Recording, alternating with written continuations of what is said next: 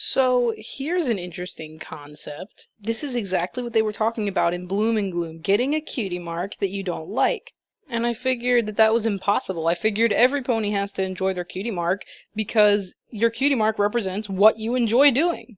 And I definitely have something to say about that, but let's go in chronological order. So I'm not really much of a Wild West fan or anything, but it's great that we got to see more Brayburn. Check that out. Haven't seen him since season 4, haven't heard of him since season 1. And to be honest, he's one of the only male characters in My Little Pony that actually had much of a role back then, which is why we have so much of this now. But anyway, other than that, it's really nice to see them exploring other areas besides Ponyville. Now don't get me wrong, I really like Ponyville. In fact, I kind of miss all of the slice of life episodes. I don't know where they went, and I kind of want them back. But in the meantime, we have exploration episodes, which is really cool. I like to delve more into the pony lore and the world and know that everything connects and everything makes sense. My Little Pony Friendship is Magic is probably the most in-depth little girls show that I have ever seen in America. And anyway, so in the beginning, I wasn't exactly sure what to expect. I knew that there was some kind of bandit or whatever, and I thought that there was going to be some kind of scuffle, and then the Cutie Mark Crusaders catch him accidentally or something cliché like that. Then, after the Cutie Mark Crusaders wandered off again, "This ain't wandering. We know exactly where we're headed." I started thinking, watch, he's actually not going to be such a bad guy, is he? But not in the way that I expected. The story took a turn in a direction that I did not see coming. By the way, dramatic rain scene, we need more of these. Anyway, so when it took a turn in that direction, I became really interested in what they were bringing up. My only problem with the episode was that it feels like they skimmed the top of a deep topic. Which is perfectly fine, I mean it's for children, but somehow I feel like this was a really great time for there to be more questions asked, or more discussion on the topic. Like, maybe Applebloom saying something like, "Oh, he doesn't like his cutie mark? I didn't know that that could happen." Or, something like that. Or maybe reference Bloom and Gloom, like, "I thought Princess Luna said that there's no way you could dislike your cutie mark." Or, maybe a little bit of sorrow, like them saying, "I'm so sorry, I had no idea."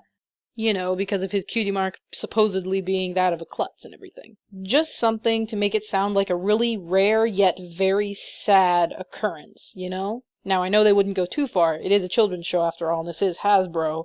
But, just slightly, a little bit more in that direction would have been greatly appreciated. One thing that I noticed about Troubleshoe is the fact that he's actually two-colored. He's brown and white. But what is it, and how is it caused? I mean, is it kind of like Blue Eyes, where it's actually like some kind of genetic, thing? Ah, well, not important. So, about cutie marks.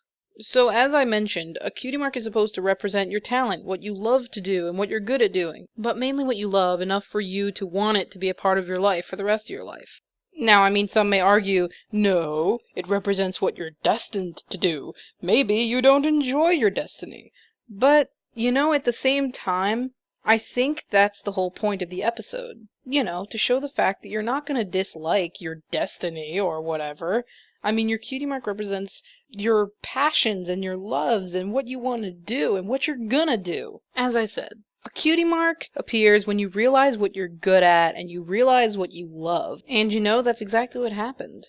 I mean, he may not have realized that being a clown specifically is what he was meant to do. But he did kind of realize that he was meant to be at the rodeo, and in the end of the episode, he realized that he really liked entertaining, and all this time, it is what his calling has been. I mean, that does bring up the problem of, well, shouldn't he be a blank flank up until then? Doesn't that mean that he never really realized what his special talent was, so he shouldn't have gotten his cutie mark in the first place? I mean, trying to think about how this makes sense, I've come up with the idea that, he did figure out what his special talent was. He was at the rodeo, he figured out that he wanted to be in the rodeo, and that that's exactly where he was meant to be, which is why he couldn't stay away from it.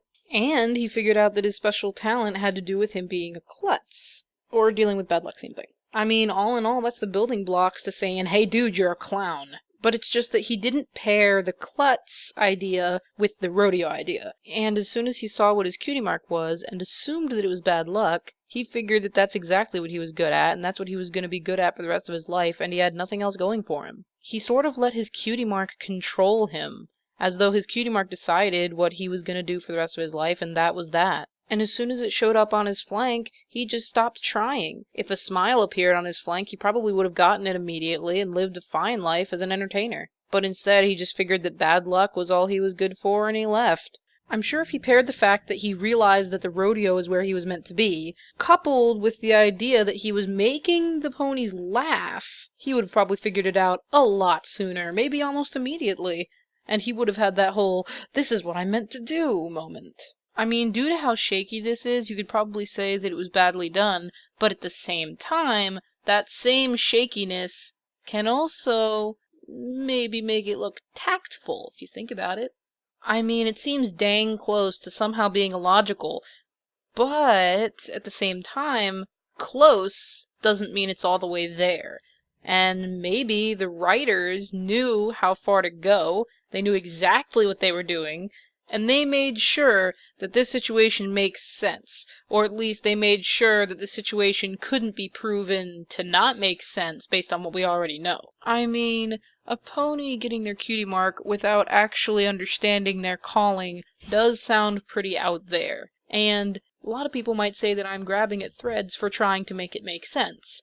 But if there's even a possibility of grabbing at threads and somehow piecing together something that makes some kind of sense, then that means that there's a chance that the writers purposely did that they wrote it in such a way where they knew that it made sense if you try hard enough.